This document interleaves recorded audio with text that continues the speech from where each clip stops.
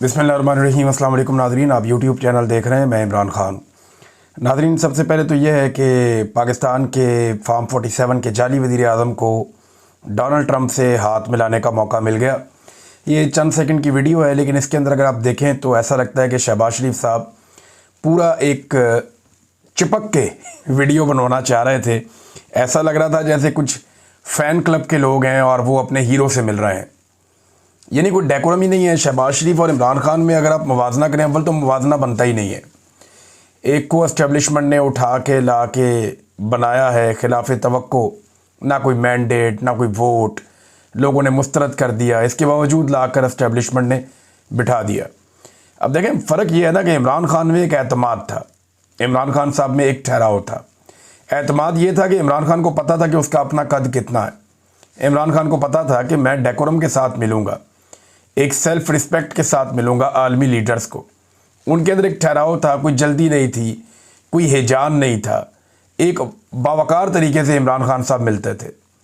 लेकिन ये कभी आपने गौर किया, शहबाज शरीफ साहब या दीगर लोग जो जाते हैं मिलते हैं, ये आगे पीछे भागते हैं, हु हा हा हा, इधर से पकड़ उधर से बाजू पकड़, दूसरे का बाजू यहाँ से खींच, कोशिश करके इसका बाजू पकड़ लेते हैं, बॉडी लैंग्वेज अजीब तरीके से तेज़ तेज़ बनाते हैं और ये एक मसनूई तरीके से हंसते हैं, क्या कहे लगाते हैं और लोगों को जफ्फियाँ डालते हैं ज़बरदस्ती, जैसे नरेंद्र मोदी मिलता था। ये एहसास कमतरी की निशानी है। ये एक ऐसा लगता है खौफ है, एक उजलत है इनके अंदर, एक जल्दबाजी, इन्हें समझ नहीं आ रही है क्या करें। इमरान खान ने जो एक पैटर्न सेट कर दिया है ना, या जो एक क्लास सेट कर दी है, उसको ये मीट नहीं कर सकते, इन्हें ये मान लेना चाहिए। उसकी शख्सियत एक बावकार शख्सियत थी, वो एक कौमी हीरो भी है, लोग उसके फैंस हैं। आप ज़रा गौर करें ना कि जब डोनाल्ड ट्रंप इमरान खान को बाहर लेने के लिए आया और फिर अपनी अहलिया के साथ इमरान खान को मिला और इमरान खान का चेहरा देखें, उसके अंदर कोई एक्साइटमेंट इमरान खान साहब ने शो नहीं की। बड़े बावकार अंदाज में, तहम्मुल के साथ और ठहराव के साथ इमरान खान साहब ने बात सुनी और बात की। लेकिन शहबाज शरीफ साहब को ऐसा लग रहा था जैसे कोई चीज़ हाथ से निकल जाएगी, छूट ही ना जाए मेरे से। एक खलबली तारी थी, एक अजीबोगरीब कैफियत थी शहबाज शरीफ की। तो ये कैफियत पूरे निज़ाम के ऊपर है, खाली शहबाज शरीफ पे नहीं है। और इस तरह की चीज़ों से ये कुछ विजुअल्स तो हासिल कर लेते हैं छोटे मोटे, लेकिन इससे ये इमरान खान बन नहीं पाएंगे। अब चाहे आप कहें इमरान खान की फॉरेन पॉलिसी कामयाब थी या नाकाम थी, शहबाज शरीफ की कामयाब है या नाकाम है, लेकिन मैं बॉडी लैंग्वेज की बात कर रहा हूँ कि शहबाज शरीफ की बॉडी लैंग्वेज जो है वो ये कुछ भी कर लें, ये इमरान खान का मुकाबला नहीं कर पाएंगे। नॉर्मल होकर अपना काम करें। माना कि इनकी हुकूमत जाली है, माना कि इनको जाली मैंडेट दिलवाया गया, ये वज़ीर आज़म नहीं है, लेकिन फिर भी क्योंकि फील्ड मार्शल साहब ने इनको इस सीट पे बिठा दिया है, लिहाजा अब काम करने की कोशिश करें, इमरान खान के फोबिया को अपने दिमाग से निकाल दें। मोहित पीरज़ादा साहब ने और हमारे एक और जर्नलिस्ट हैं, इन दोनों ने एक दावा किया, जहांज़ेब पराचा साहब और मोहित पीरज़ादा साहब।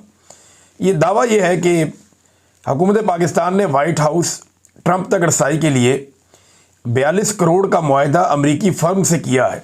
ये वैसे हैरत की बात है कि क्या कौम का पैसा इन कामों पे खर्च किया जा सकता है। बहरहाल ये एक दावा है। डोनाल्ड ट्रंप ने जनरल असेंबली से खिताब किया और उनके खिताब के दौरान जो है सारी दुनिया के कान लगे हुए थे कि डोनाल्ड ट्रंप खिताब कर रहा है। ज़रा ये देखना बहुत ज़रूरी है कि डोनाल्ड ट्रंप ने क्या खिताब किया। ख़बरें और भी बहुत ज़रूरी हैं, लेकिन ज़रा डोनाल्ड ट्रंप पे गौर करना ज़रूरी है, क्योंकि वो दुनिया की सिमत का तयन करता है ना। सबसे तगड़ा मुल्क है इस वक्त, सुपर पावर। ज़्यादा देर तक रहेगा नहीं, जिस तरह के लक्षण हैं इनके या जिस तरफ ये चल रहे हैं, ज़्यादा देर तक रहेंगे नहीं। ऐसा लगता है कि ये शिप अब नीचे की तरफ जाएगा और एशिया से चाइना आगे बढ़ेगा। इकॉनमी तो उसने अपनी बहुत बड़ी कर ली है, फ़ौज भी बहुत बड़ी कर ली है, तो रफ्ता रफ्ता अगर उसके इत्तेहाद बड़े हो जाते हैं तो फिर चाइना लीड कर सकता है वर्ल्ड को आने वाली दहाइयों में।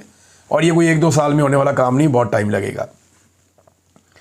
डोनाल्ड ट्रंप ने अक़वाम मुत्तहिदा की जनरल असेंबली में आलमी रहनुमाओं के सामने बड़ी धुआंधार एक तकरीर की है। डोनाल्ड ट्रंप ने खुलकर बात की और फ़लस्तीन की रियासत को तस्लीम करने के हवाले से उन्होंने एक मौक़िफ़ भी दिया। फ़लस्तीन के हवाले से डोनाल्ड ट्रंप ने कहा कि जिन रियासतों ने हाल ही में फ़लस्तीन को तस्लीम करने का ऐलान किया है, इनमें फ़्रांस भी शामिल है, वो हमास के दहशतगर्दों को इनाम दे रहे हैं। यानी फ़लस्तीन को तस्लीम करने की डोनाल्ड ट्रंप ने मुखालफत की है और इसी डोनाल्ड ट्रंप को पाकिस्तान के फील्ड मार्शल ने मुलाकात के बाद हुकूमत से कहलवाकर अमन के नोबेल प्राइज़ के लिए नामजद भी करवाया है।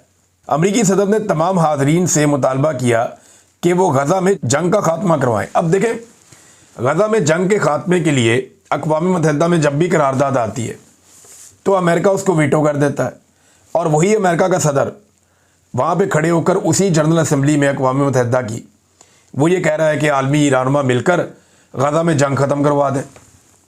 भाई एक तरफ कह रहे हैं जंग ख़त्म करवा दें, दूसरी तरफ जंग बंदी के लिए जितनी भी करारदादें आती हैं या कोशिश की जाती है कि फौरी तौर पे जंग बंदी करवाई जाए, अमेरिका उसे वीटो भी कर देता है ना अजीब बात। नेतन्याहू ने जब तकरीर की है ना अक़वाम मुत्तहिदा में, तो उस वक्त बहुत सारे लोग छोड़कर चले गए वहाँ से, आलमी रहनुमा वहाँ से उठकर निकल गए, और ये बड़ी तस्हीक हुई है इसराइल की। फिर साथ में डोनाल्ड ट्रंप ने कहा कि हमास जो है यरगमालियों को रिहा करे। देखें, यरगमाली तो इसराइल के पास भी है, हमास के पास भी है, तो दोनों तरफ से ये चीज़ें होनी चाहिए, और ये जंग तो है ही नहीं, एक तरफा मारकुटाई हो रही है। एक और बात पे डोनाल्ड ट्रंप ने जो बात की ना, ये यूक्रेन के हवाले से और अपने नोबेल पीस प्राइज़ के हवाले से दोनों चीज़ों पे बात की। एक उन्होंने कहा कि यूक्रेन में जो जंग जारी है इस पे अमन की कोशिशें की हैं, अक़वाम मुत्तहिदा को अपनी मुख्तलिफ अमन कोशिशों में मदद ना करने पर तनकीद का उन्होंने निशाना भी बनाया।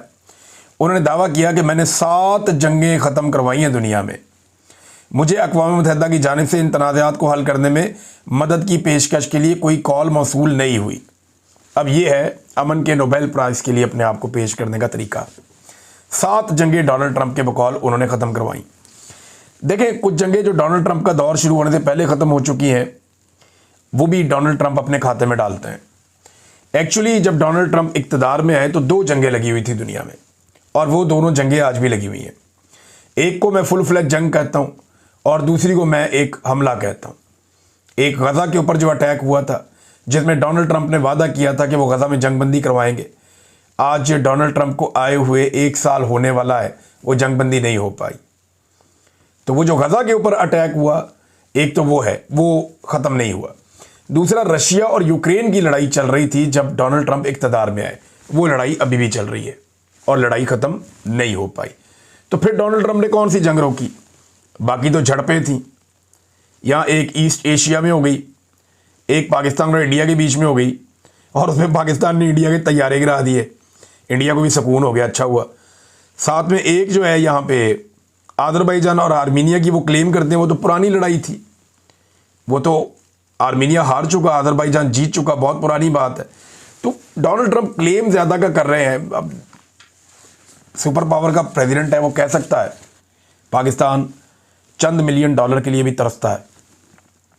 1 अरब डॉलर के लिए हम 4-4, 5-5 चक्कर लगाते हैं दुनिया के इदारों के, और 1.5 अरब डॉलर आपको कम से कम अब गंदम पे खर्च करना पड़ेगा, और ये वफाकी वज़ीर कह रहे हैं। अब तक के लिए इतने, अपना ख्याल रखिएगा, अपने चैनल का भी। अल्लाह हाफ़िज़।